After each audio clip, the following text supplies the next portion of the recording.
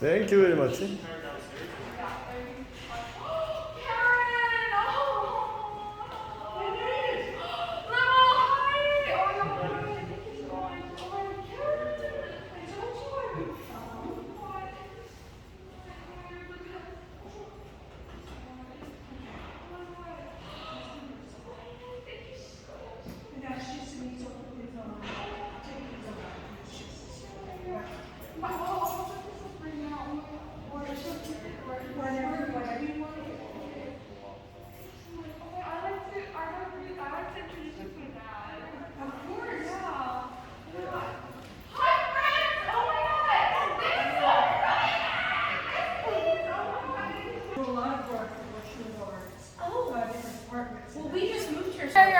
Thank you. Are you taking a selfie or are you taking a video? Thank you.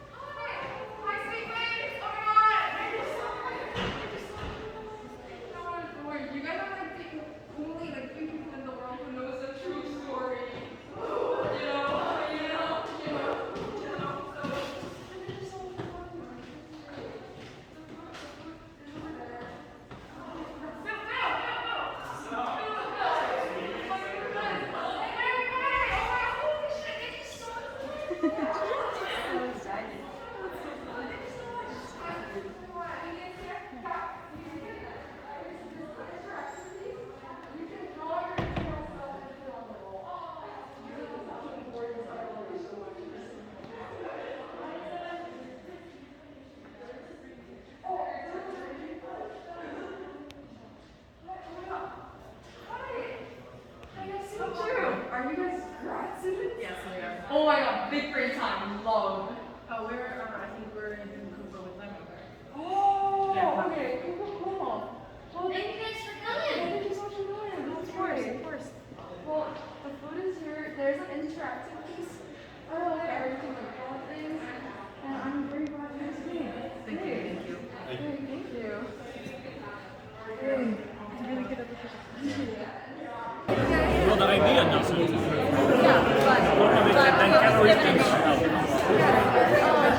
Like they might exist, but not in the way that we as humans like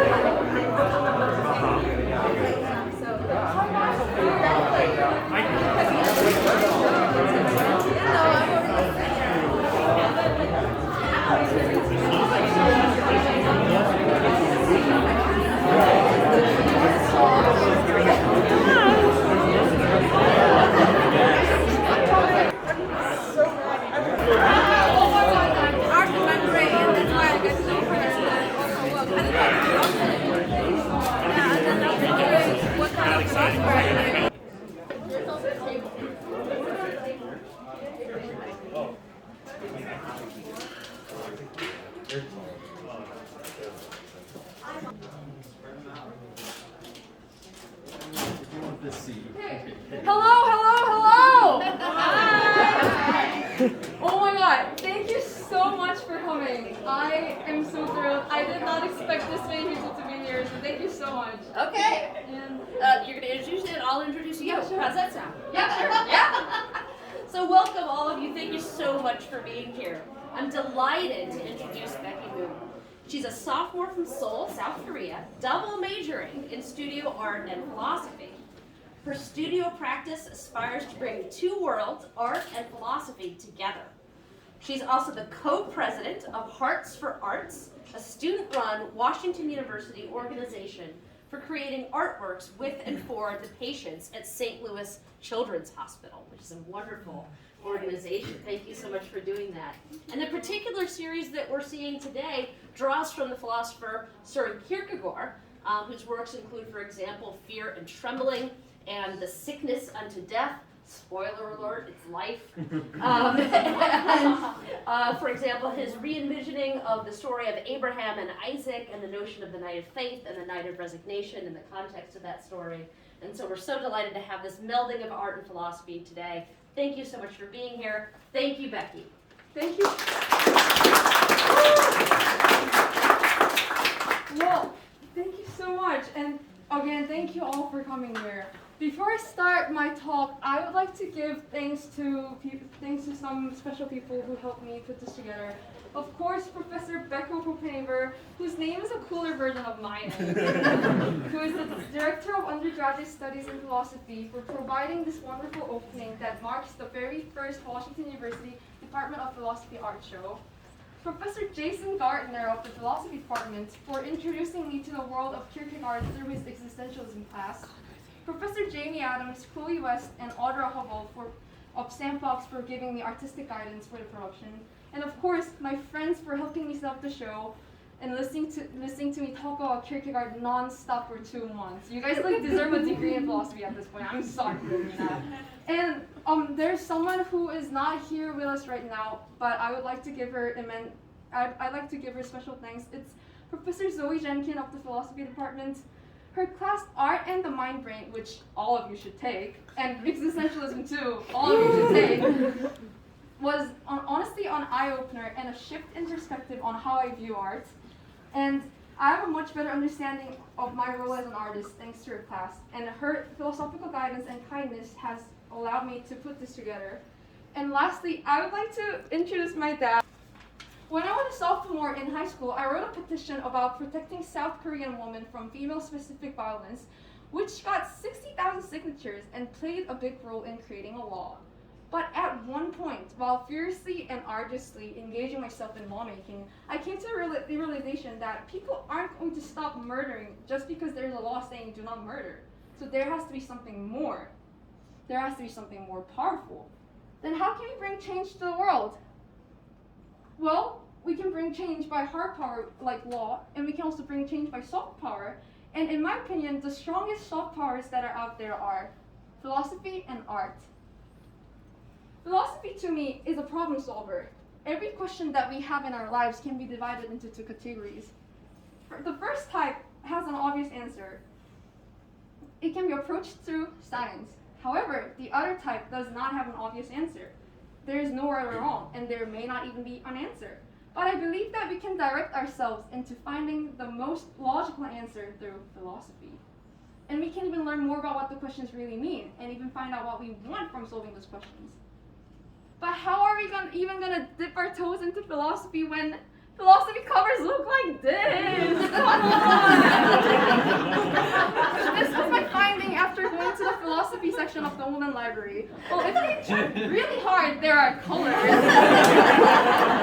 And if they tried really, really hard, there are funny shades. So, and I think this is where the power of art kicks in.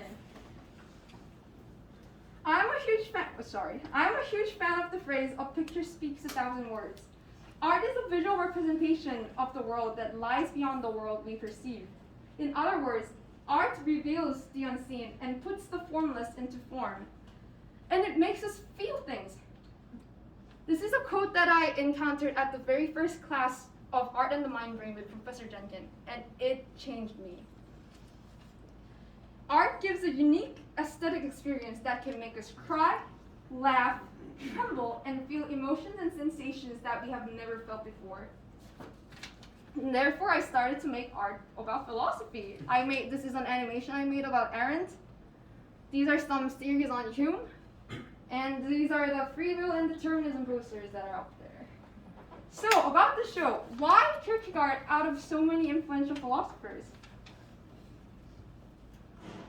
Kierkegaard is a Danish. Oh, wait, never mind. Okay, so just general facts about the show.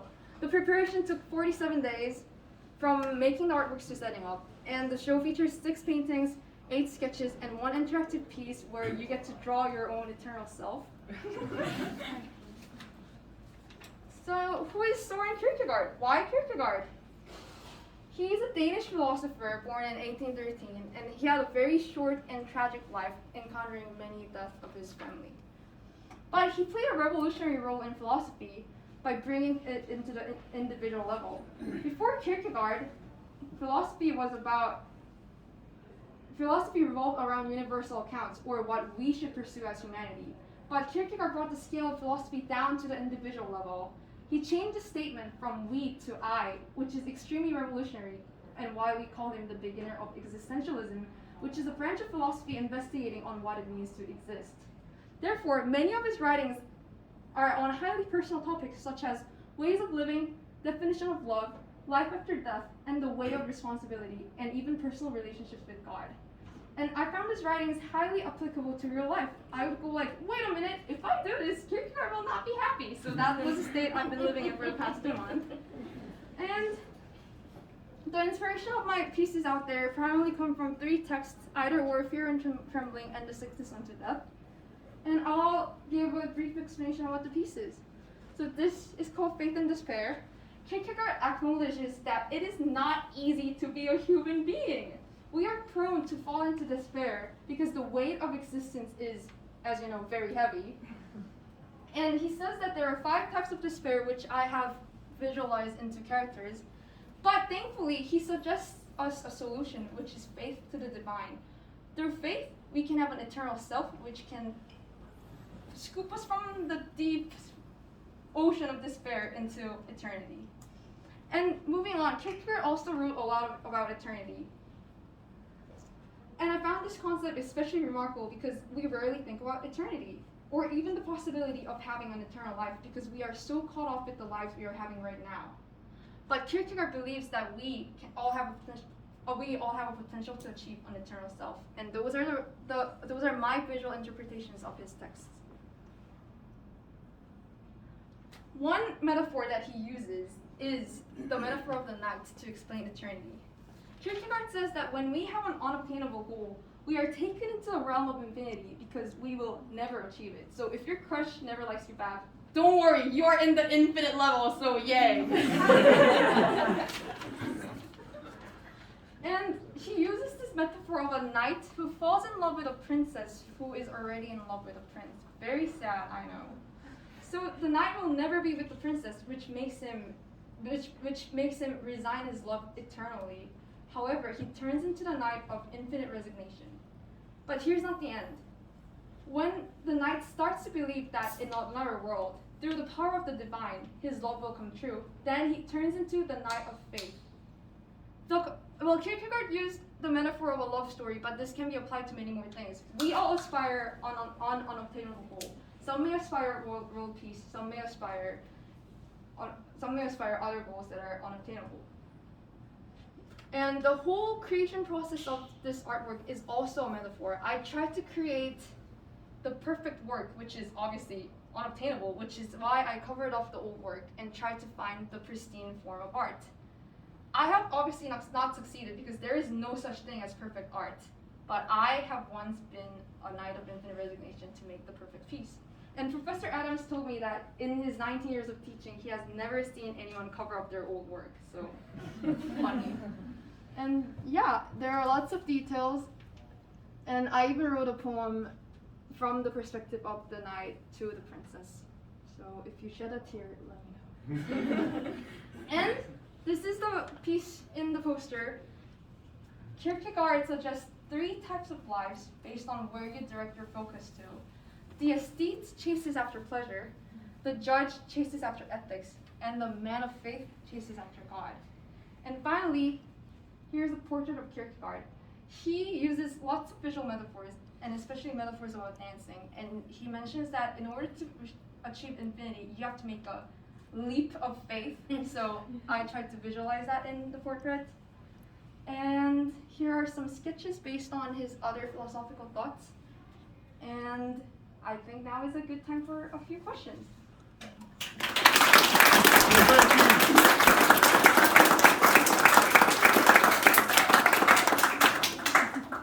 Yes. Hi, thank you so much for this. My name's Jordan. I'm a grad student here in the PhD program. This is really awesome. And yeah, just the idea that this is our first art show. Thanks for helping us do this. Do you want to talk about, or would you like to say what like faith as an existentialist kind of means to you?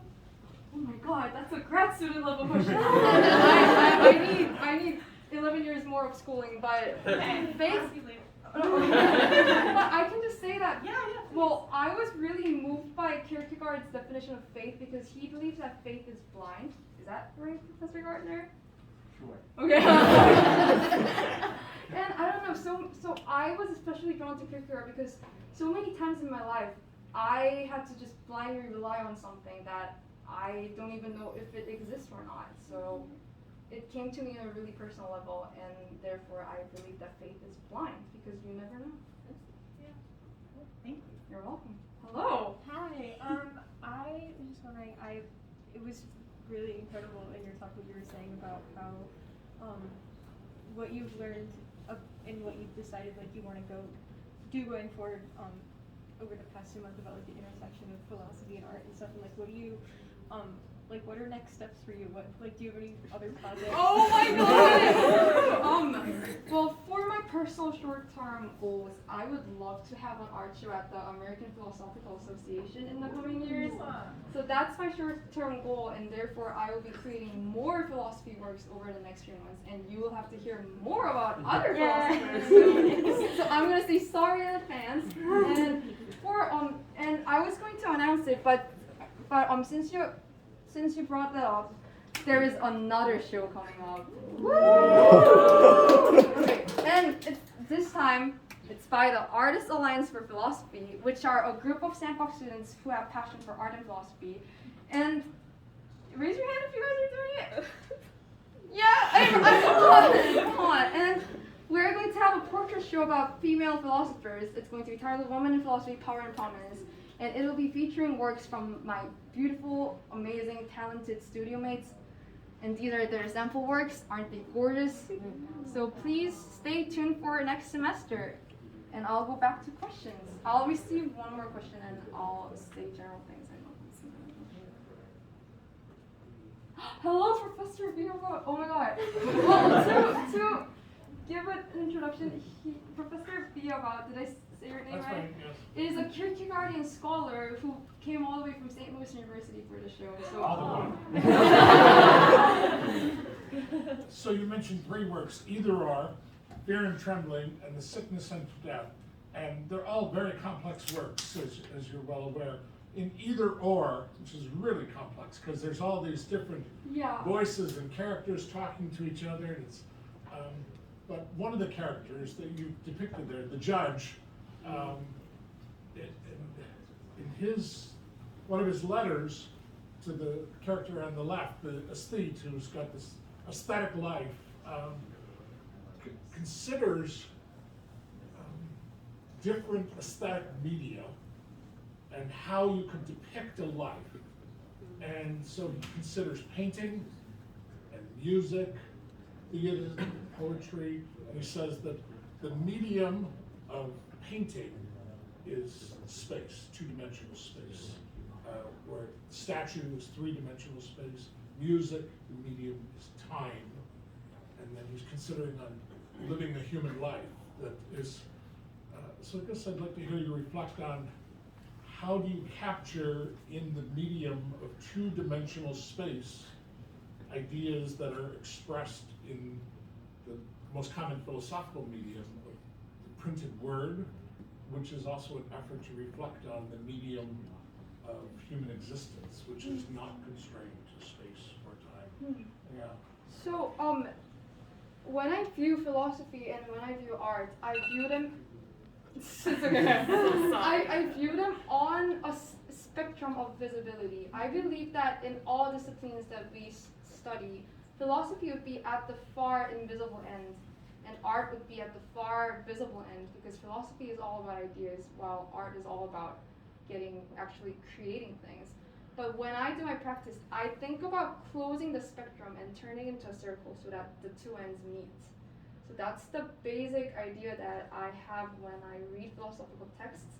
And I believe that philosophy is about putting the formless into words, and by depicting them in art, I am putting it back into the formless. So it's like a process that I go through. And the drawings are I'd say that they're very intuitive. When I read a piece of text, this may sound really crazy, but I see things, and I see visual forms, and then I make sketches, and then I put them on canvas. So I guess I channel with the authors, and I try to imagine what the form they put into words would look like if they were in a visual form. So that would be my creative process. Thanks for asking. Well, thank you so much. Oh wait. Oh, sorry. And just a little quick announcement. I very thankfully received quite a few requests on purchasing prints or actual works or commissions. The forms are down there. Please complete it and put it in the blue folder if you'd like to purchase any of the artworks that are in the show.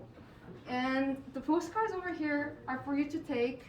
And there's an interactive piece on the way out there where you can draw your own eternal self. So please enjoy. And again, thank you so much for hosting this show, Professor Copenhaver.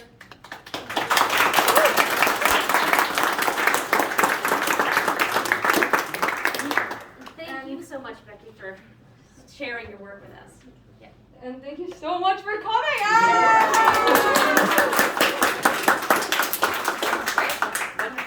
Okay. Please enjoy food and refreshments out in the foyer, and take a look at the catalog as well.